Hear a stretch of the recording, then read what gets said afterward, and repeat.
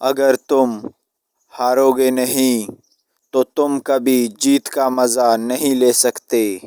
ہمیشہ خوش رہا کرو، کیونکہ یہ بہترین انتقام ہے ان لوگوں کے لیے جو آپ کو اداس دیکھنا چاہتے ہیں۔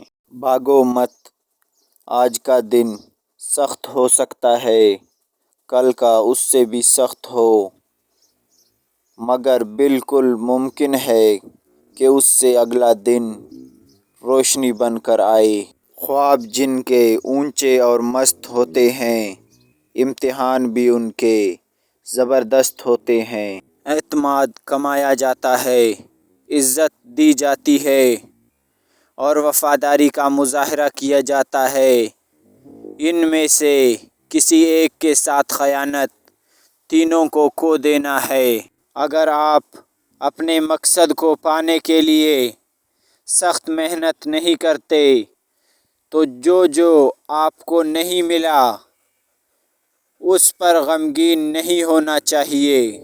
اگر دنیا فتح کرنی ہے تو آواز اور لہجے میں نرمی پیدا کرو، کیونکہ لہجے کا اثر الفاظ سے زیادہ ہوتا ہے۔